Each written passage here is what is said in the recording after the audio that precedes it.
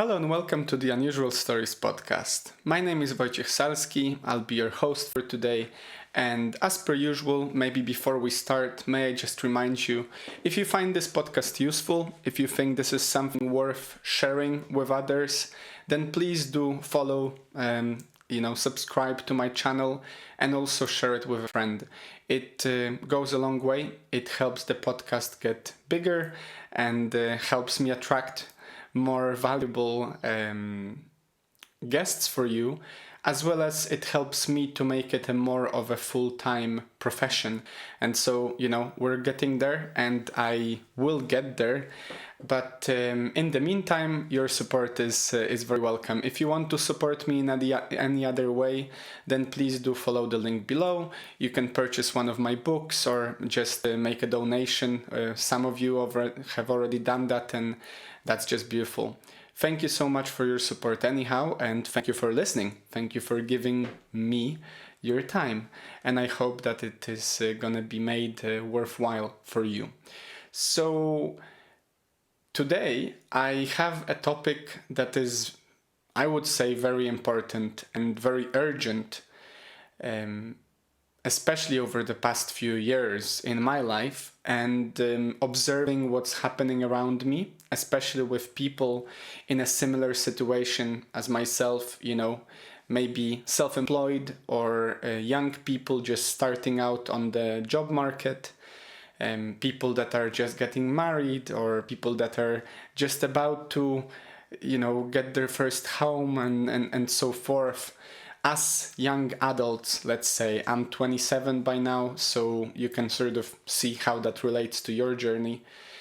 I think it's about time we talk about this, and that's why I've decided we should talk about money. And I know this is a difficult topic for many, and I know that many shy away from even starting to think about it, because quite frankly it can be scary, and in many ways it should be. If you don't know something, it can seem scary, and that's just the nature of things. That's why usually the fear of darkness is just that, the fear of the unknown. And this is something that we have to deal with every day. I think that's ultimately the human experience, that as we strive to become better, to progress, as we venture out into the world, we will face some difficulties and challenges, and many of them will only seem to be challenges and difficulties because we don't know them. And this is where anxiety and fear can creep in, because we don't know what we're facing. And that's more scary than knowing. There is a sentence, I guess the phrase there, that the devil you know is not as bad as the devil you don't know. But I beg to differ. I mean, I don't know, in any particular situation it might be different, but for the most part it is worthy to know the challenges out there. If you have some troubles, it's better to know about them than not. And at least, in the very least, by knowing about them, you can choose consciously whether or not you want to do something about them. And so I kind of feel like this monologue, this special episode in a sense, is a sort of a cry for hope and an outcry of helping you out to realize, to maybe recognize that this is something you should care about. And whatever age you are in, maybe I'm preaching to the choir here, maybe you already have a very stable and safe financial situation. And if you do so, then you're very blessed, and I bow to you with utmost respect. But if you are like many of my acquaintances and people that I observe in the world in general, then this is a topic that you should care about. And so today I will first sort of touch a little bit deeper on why you should care about and how this topic might affect you over the long term and in your daily life. And then also offer you some simple steps and suggest some books, as well as a series of little webinars that I've done 2 years ago that really changed my perspective on things, that are available online to just view for free. So that might be useful for you to start, so you can make some first steps and you can start changing these both beliefs and certain habits that make you into a more financially stable, savvy, and then free in the long term person. So first and foremost, I just want to normalize the talk. I think talking about money has become a bit of a taboo in many areas, especially in groups of people that are not so certain about their financial situation. There seems to be this kind of feeling, I observe this kind of feeling of abandon, like, oh, the hell with it, it's so bad, I cannot even look at it. The inflation is rising. I might not even understand what the inflation is, but it's rising, so it's all bad. The government is doing bad. The big corporations are stealing. Everyone is so bad.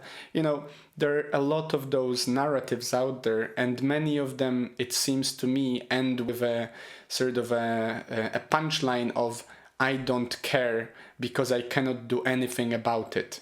I'm a victim in a system that is made to oppress me. And I don't want you to feel that way, because you are not a victim unless you accept the standpoint of the victim. And so I want to normalize the talk. I know that it might be impossible for you to speak freely in your, let's say, corporate setting with other people that work with you, how much they're earning. Some companies have rules about it. Some families cannot speak openly about their earnings. Some people are just too shy about that. They feel some, problems about it. Maybe they feel jealous or envious and so forth. So I'm not saying go out there right now and start asking every random stranger on the street how much are they earning and what are they doing with their money. It's their business. But I would like to normalize the talk when it comes to talking about potential ways of making ourselves better in that regard. So to be open to discuss whether or not a credit card is a good thing for you to get. To be open to discuss whether or not investing in certain asset is worthy your time. To be open to talk about money. And to understand that your time that you're spending in the office at work is ultimately exchanged for an energy that is accumulated in this money idea that you can then expend somewhere else. It's a medium of exchange in its ultimate form. It can also store value, about which we will touch later on. And just so you know, I will not be sharing here anything that only I know. If anything, I'm trying to start a conversation for you, and maybe you can pick it up with the books that I will suggest, and with friends and family around you, with your loved ones, with your kids. I think that's really important as well, to just normalize this idea that it's worth and important, and to be honest, crucial to talk about it. And to be able to openly discuss what is worth our money. So we need and should learn about it, especially if you're a younger person, if you don't have a full-blown financial strategy in place. Because obviously, if you're one of the people that are right now already in their retirement, then maybe you're okay. Maybe you don't need to change anything and you will be fine. But the landscape, the financial landscape, is very dynamic and changing rapidly, especially for us youngsters.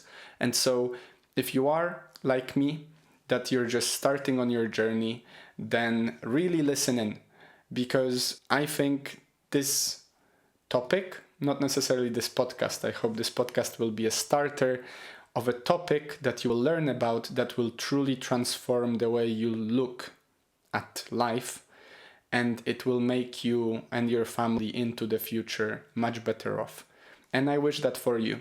And I can feel it in myself over the past 2 years. I've been doing certain things.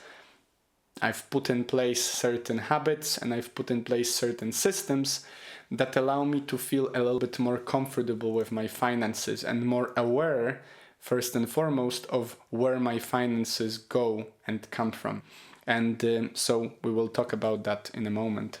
The thing is, being wealthy or being poor, the way the economy works, crisis, everything affects us. All of those things are a sort of intertwined net of factors in the world that will decide whether or not you will be able to get a good deal on a house, whether you will be even able to afford getting yourself a house, or being able to rise from a poor family into a middle class, or slide down from a middle class family into a poor part of the society because of your habits and because of the ways you deal with your money.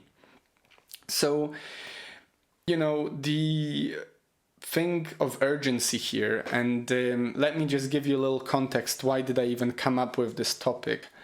Why should I share this topic on a podcast that is ultimately about philosophy and maybe a little bit of a psychology? And I know that the majority of you listening are tuning in because you see the value of the spiritual and the philosophy part of the podcast. I can see from the views of the episodes which topics you like the most.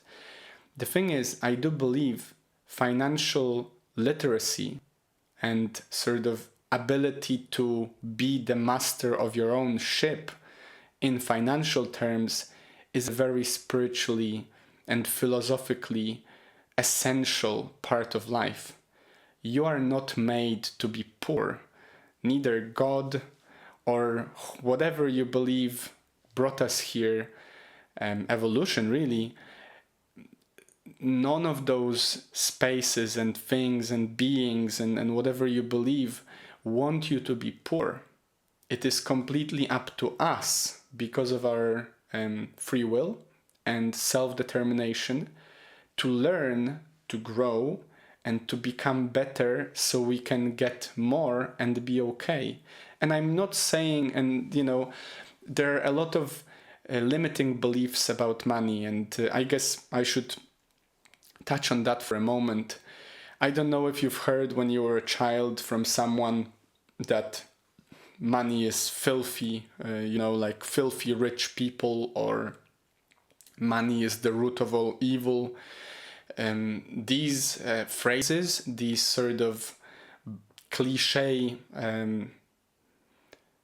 quotes that sometimes roam around our subconscious, especially the subconscious of the whole society, they are limiting beliefs. I don't believe money is the root of all evil. I don't believe that money is filthy. I believe that, as Shakespeare pointed out, nothing is good or bad, but thinking makes it so. I do believe that you can do with money good and you can do with money bad. The same way goes for anything else. Fast food out there, if you overeat, will make you fat, lazy, and unhealthy, and ultimately miserable. If you eat it moderately for fun, you might just have a pleasurable experience and be okay. Similarly with all the other, drugs and everything, I'm not saying you should try it all. I'm just saying the things in themselves are not bad. It's what you do with them. It's your attitude and your action that will determine the outcome and the ultimate way those things, factors, experiences, ideas impact your life. It's up to you. It's your life's philosophy that determines the outcome. And you have a lot of choice in the majority of areas. If you're blessed enough to be listening to this podcast, then in the very least, you have access to electricity, you can see and hear, and even just those free blessings are enough to realize just how powerful you are, how much possibility you have. So let me explain, why did I decide to share this idea with you? Over the past 2 years, I've been, especially when I went to Kuwait. So just before Kuwait, I was broke. The problem was in a very short span of time, I've lost 2 or 3 even jobs. And suddenly, as a freelancer, I've realized that it's not as easy to make my ends meet, so to speak. And truly, I remember when I was in Porto at the time, in Portugal with my friends, and I was fully in debt with one of my friends. He was paying for everything I was doing in Porto. I got a phone call saying that I got the job, the one in the business year, and I was going to Kuwait. And obviously, the narrative shifted. I've decided I will pay back my debt. I will start learning to never feel as low as I felt when I was broke in that time, because it truly does feel awful to be broke. And if you've ever experienced this like really ultimate brokenness, you know what I'm talking about. It's awful. You feel really, really helpless, and there is a lot of frustration, I think, and guilt and shame. And, you come up with all kind of excuses not to spend time with people outside in the city and, drinking coffee or whatnot, because you don't want to admit in front of others and in front of yourself that you're broke. It's just a bad place to be. So in Kuwait, I was surrounded by people who were very focused on money. And I'm not saying that's a good or bad thing. There were some extremes to which I wouldn't go, but it made me want to learn more about the topic. The whole situation, my circumstance made me want to realize how to never feel like I'm hopeless and broke again.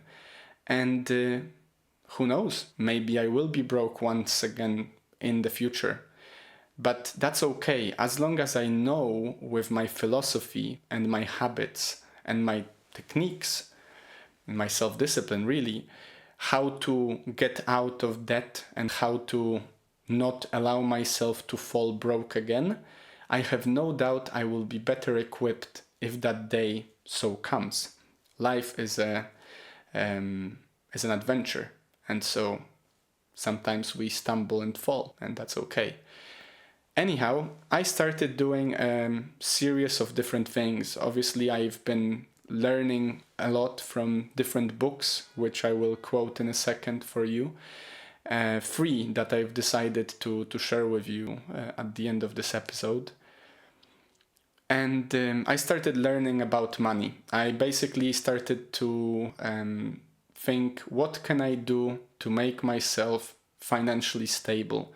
To not have to ask people for money, to not have to admit to my parents that I'm still broke even though I'm turning 25 and so forth. And looking back at it now, it's been 2 years more or less. I think 2 years exactly, because I did leave in June, funnily enough.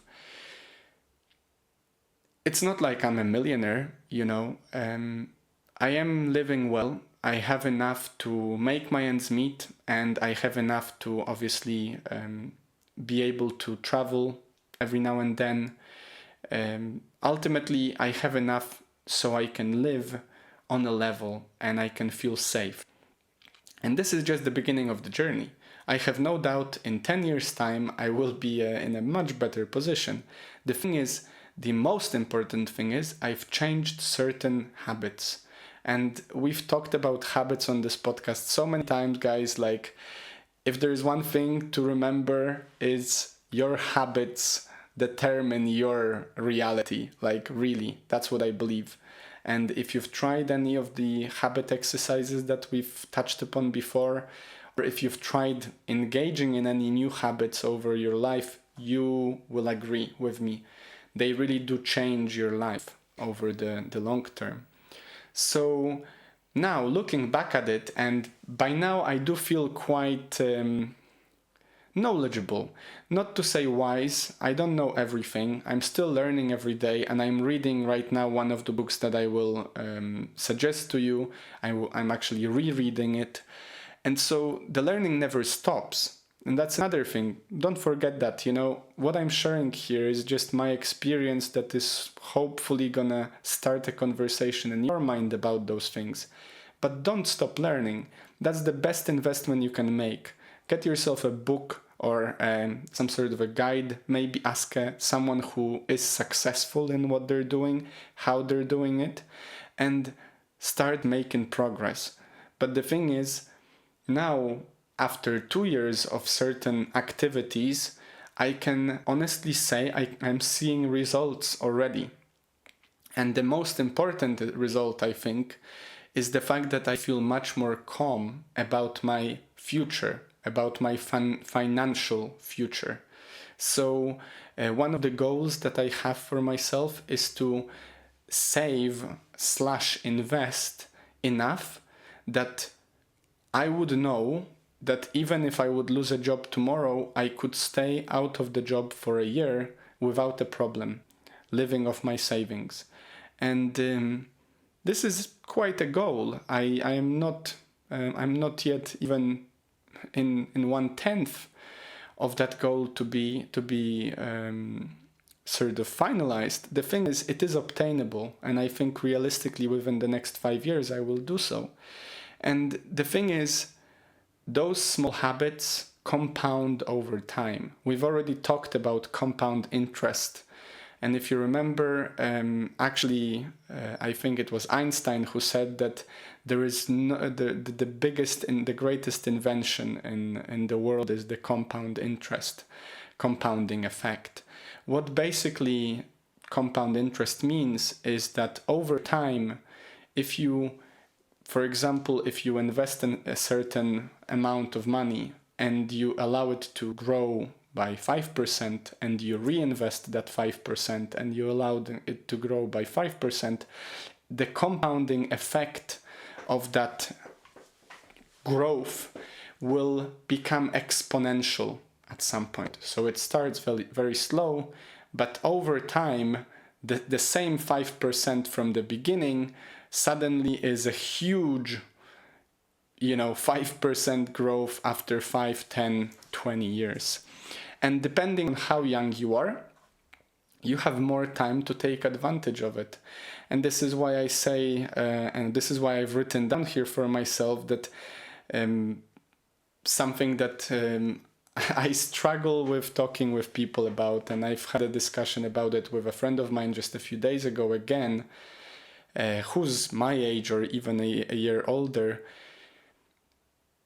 because people try not to look into this, because people think like, it doesn't really, I don't care until I'm looking for a mortgage, I don't care about my credit score, or until I will have a family, or until I have someone to marry, I don't really care about the money for the family or the money for the wedding or whatever else, I'll start caring when I enter whatever cutoff point you think. The thing is, every day you're waiting to start learning and doing something about it, to start investing and compounding your interest, is a day you waste. And if you've waited a year already, you are 1 year less. You have one less year of potential growth in that area. And I have a number of friends that I've introduced to this 2 years ago when I've done that webinar with my mentor at the time, and they've not done anything since. And I know why. This is coming back to the first point. people either think that this is not something that right now is important for them. Maybe they are scared to look at it, to make a decision. They feel like it's too much. They don't know about it. They feel like it's overwhelming. Or maybe they simply don't care because they think that for whatever reason, the world is going to hell in a handbasket. So why don't we just engage in here and now and don't care about the consequences? And of course, if one of those attitudes is yours and you don't want to let go of it, I cannot do anything about it. They say you can take a horse to water, but you cannot make it drink. And that's very true. The thing is, that's why I've decided to make this monologue, because it seems to me that the time is now to start. We've just been through a COVID crisis. Many people lost their jobs. Many people lost their savings. Many people realized they don't have any savings. And the inflation has been skyrocketing in many countries. We have 2 wars going on in the world. And the thing is, all of those things you don't have influenced on. And you can just hide your face in the hands and say like, oh, it's all just a shambles, so I shy away and let the world do what it has to do with me. But you have, and I truly believe that, you have influence over your own decision in your own life, and you can make small changes that over time will result in big, big, big results and changes. So, the thing is, avoiding a topic, avoiding a problem doesn't make it go away. It just emphasizes it over a long term. If you have, and this applies to any area of your life, if you have a problem, address it early on, because over time that problem might just grow. And it will probably do. So if you have a problem in your relationship, address it now and try to face it together. Kill that dragon while it's small. Slay it while it's small. If you wait for this problem to grow because you don't want to look at it, rest assured it will grow and it will become much more difficult for you to deal with it into the future. And this is the same with money. The longer you wait to actually take action and those small steps to make your future better, the less likely you are to be able to tackle those problems when they occur in the future. And if you're one of those people that are already 50 or 60 and they never cared about money, now you might even sadly nod to my message and agree with me that you should have probably taken some actions earlier on. And so the thing is, the best moment to invest was 10 years ago, as they say. The second best moment is now. And I'm not selling you any investments. I will not provide here any ideas for them, although I will mention a bunch of options out there for you to learn about. But the thing is, I'm just urging you to start this topic, to start learning about it, to start thinking about it, to start growing with it. Because if you don't, it will affect your future, the future of your kids, the future of your loved ones, and it will affect the way you feel and you feel safety or not into the future. So now, that's the context, right, for this exercise. And it truly pains me because I've tried helping a few of my friends with setting up their credit card or making their first investment in one or the other asset that I've invested in. And I see how big of a deal it is for many people to even start talking about this topic. Some people don't want to talk about it. They just sort of say, oh, I have something to do, let's talk about it the other time. Some people laugh at it. And I don't understand.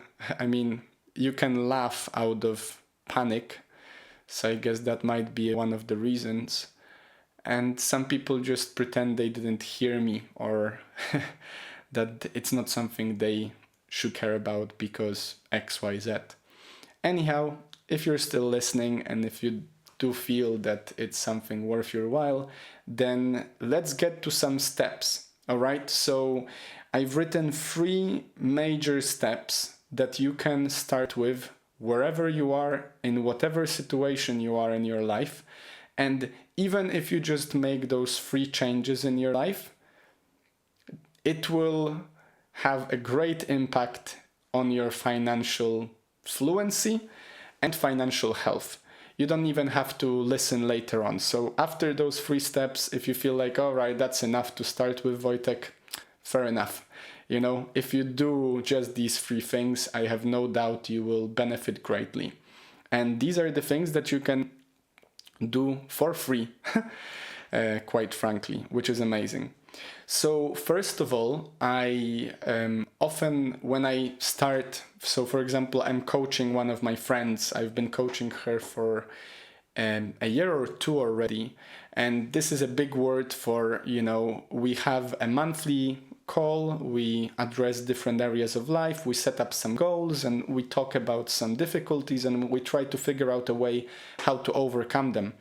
And when we started tackling this topic, I asked her, and this is the first thing for you to do, first step is, how much are you spending? Understand your spending habits. And I don't mean just know how much you're spending in a month just by looking at the overall sum number on your account, but what are you spending it for?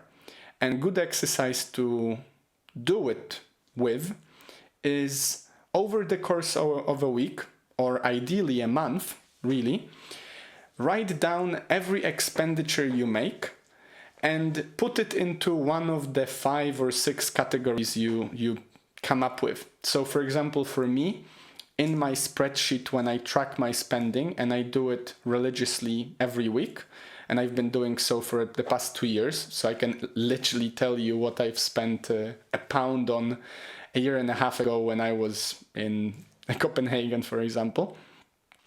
I write down whether it is an expenditure for food, whether it's an expenditure for utilities, whether it's a rent, whether it's sort of other things, which is usually fun and sort of, you know, restaurants and that kind of stuff, whether it's charity or whether it's investments. So I have these 6 categories that I operate with.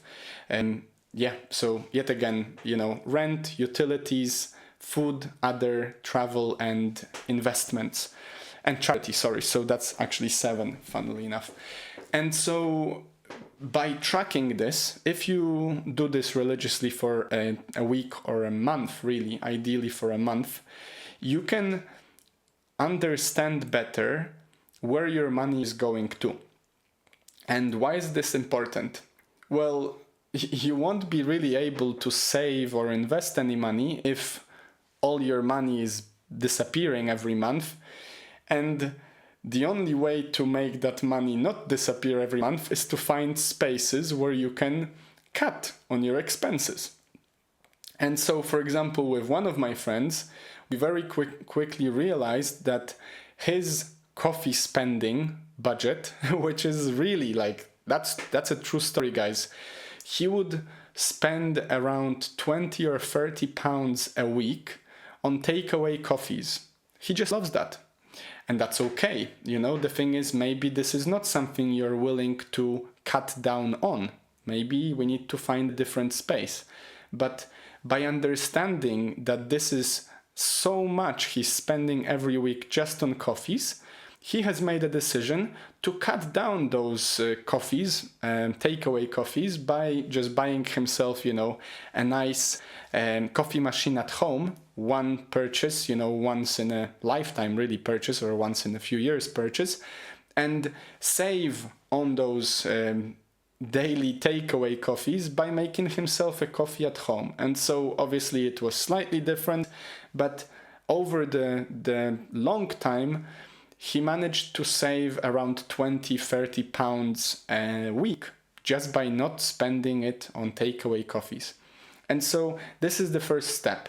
Understand your spending habits and figure out where can you save. And why is it important? Well, let's go to step number 2. Step number 2 is a really very simple one. And I do think this is the crucial one, really. I mean, without the first one, it's difficult to do the second one, but the second one is like the most important one, I think.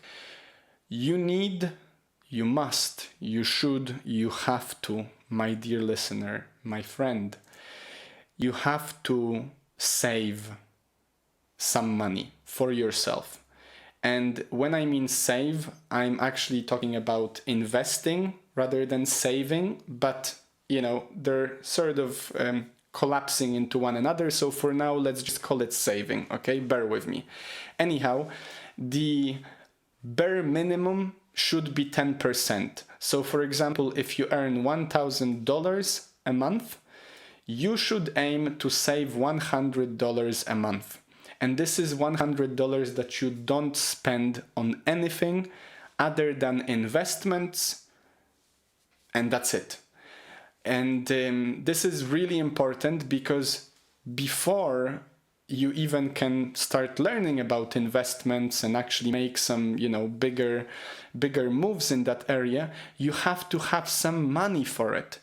And it comes with great power to feel like you have enough money to fall back onto, because this $100, for example, that you would save in any given month, if you were to just leave it as cash in your wallet, it's maybe not as great as investing it in something else, and because of inflation, for example, but at least it gives you that additional $100 a month, which later on could lead to you being able to pay for fixing your car when it's broken, which you cannot anticipate. And this is the bare minimum. And this is like the most negative aspect, but yet so essential of our saving/investing. In the bare minimum term, I would argue you should have some savings, if only because sometimes in life you get hit on the head with a brick.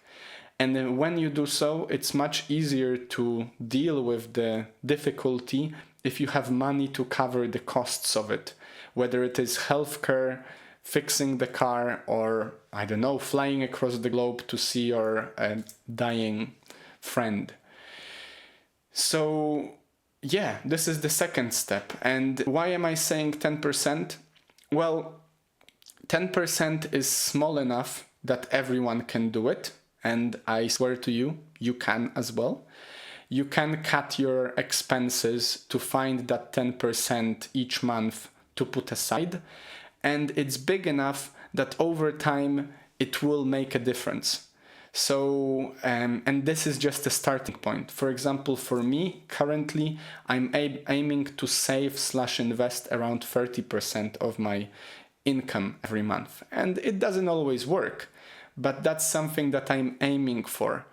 And obviously, as you grow and as you learn more and get excited more about those little steps that you can get, maybe one month you get an additional, bonus at work, or maybe you get a gift from your family with money in it. Maybe you just save that additionally. Whatever you do, the thing is, first, track your expenses, because by tracking them, you start to understand where you can sort of save a bit more, or maybe cut on certain areas of expenses by, for example, canceling a subscription of a program that you've never watched for the past year. I've had that. And secondly, then save 10% minimum of your money into the future. And you can save it in many different forms. I will touch upon them in a second, but that's those are details. The first and most important part here is save. Make yourself a gift to your future self of saving that 10% into the future. And now finally, the third step that everyone can take, the third step that you can take right now to make your financial future better, to make yourself healthier and less stressed about money, is start learning and start doing something about it. You know, I'm just a person. I don't know everything in the world. I read a lot, trying to understand. I probably understand more or less 60% of what I read. I'm making mistakes. I bet you do too. And sometimes I even get hit over the head with a brick. Sometimes the brick comes from my own hand because I've done some silly decision. The thing is, it's important to start learning about those things. Whether by reading books from people who know how to deal with finance, or by finding yourself a mentor that is doing good in finance, or by asking a friend that you know is doing good in finance. Whatever that is, start learning and start acting upon what you learn. So if you read a bunch of books on how to invest in XYZ, then why don't you try? With a little of that 10%, maybe 1% of your 10% goes towards that investment. I know it can sound silly.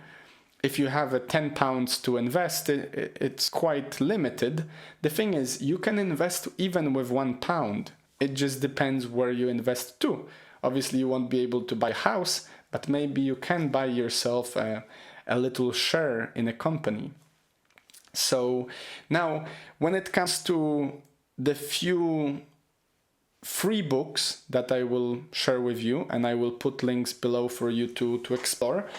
And also I will put the link below to that webinar series that I've done with my mentor, which I think is really useful if you're exactly in a similar position that I was 2 years ago. So if you're a youngster, if you're not even on the job market yet, or you're just starting on the job market, if you're just finishing uni, or if you simply just want to start somewhere, then please feel free to watch those the series of those webinars. They were really helpful for me, and they were the starting point for many of my financial decisions. So please find the link below. Secondly, a book that I think everyone could start with because it's very pleasurable and also easy. And I've already had an episode about that book, which I will also link below, is The Richest Man in Babylon. And actually in that book, it is said about the 10% saving. It's a very short book, it's easy to read, and I'm pretty sure you can even find it in a PDF form somewhere online. So if you want to start somewhere from scratch, then that's probably the best space to do so. And it's also quite fun because it's written in the times of Babylon. So for all you historical geeks out there like myself, it might be something worth your while. Secondly, a book by Tony Robbins. He actually did 3 books on finance. This one is the first one out of the 3, the most basic one. And this is particularly useful if you're living in the United States. So, you know, obviously finance is a big topic in the United States, especially right now. And because naturally United States has been a sort of the center and one of the greatest centers of economic growth over the past millennium, this is, you know, probably the most covered area. So if you're from the UK, some of the advice given by Tony Robbins in the book Money, Master the Game might not be available fully in UK. And for UK specific, you might want to refer to my webinar on YouTube, or you know, feel free to as well send me an email. I've been trying to translate some of the ideas from Tony Robbins into the UK market. But the majority of ideas in that book are applicable to all. And for you, 50% of our listeners who are from United States, which is just amazing that you care, this is the best book, I think, to actually start with. And then you can read the second one called Unshakable, and the third one, The Holy Grail of Investing. And these three form a very comprehensive financial guidance sort of series by Tony Robbins. So I will put the link below. And this is the book I'm rereading right now, and I find it very, very useful. And it's actually applicable in many ways to the whole world. You might just need to find details slightly different for your particular market and economy. And finally, an interesting book, something that I've read in Kuwait 2 years ago, is a very practical guide called I Will Teach You to Be Rich, by Remit Sachi, if I remember correctly. If not, sorry, I do think I do.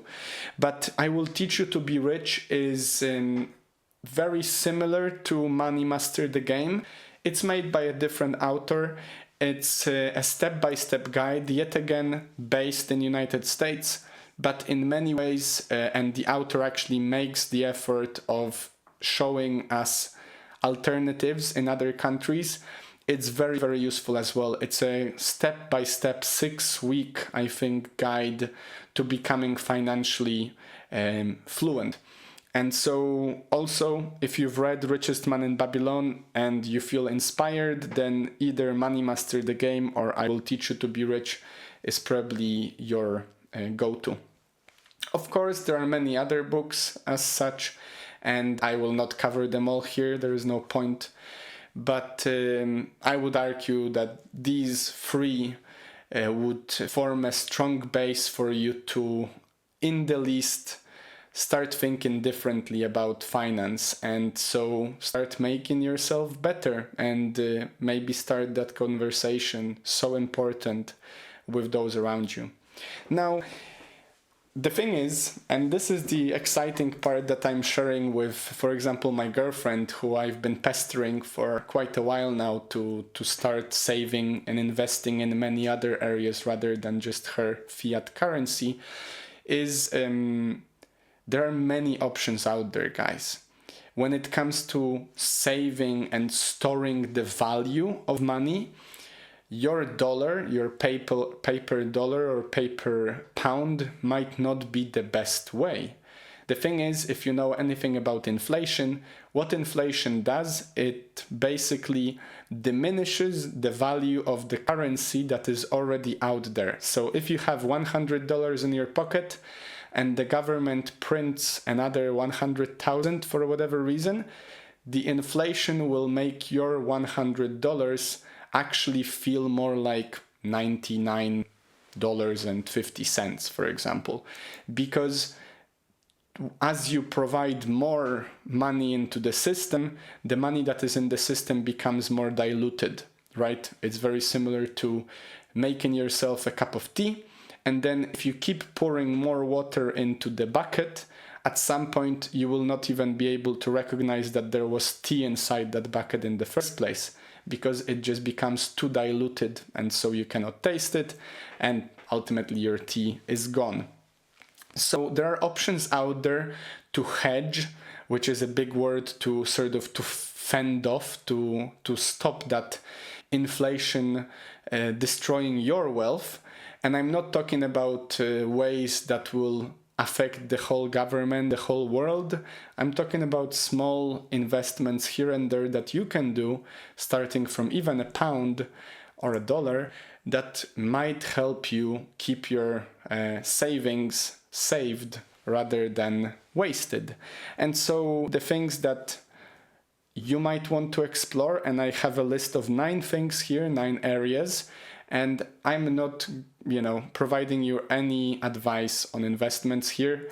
This is purely for your educational purpose. Maybe one of those things, or 2 or 3 or 7, will be inspiring enough to explore. And so there are obviously stocks in different companies, both publicly listed companies and private companies. For example, if your friend has a company and needs a little financial boost for some gains into the future, that's basically stocks for you.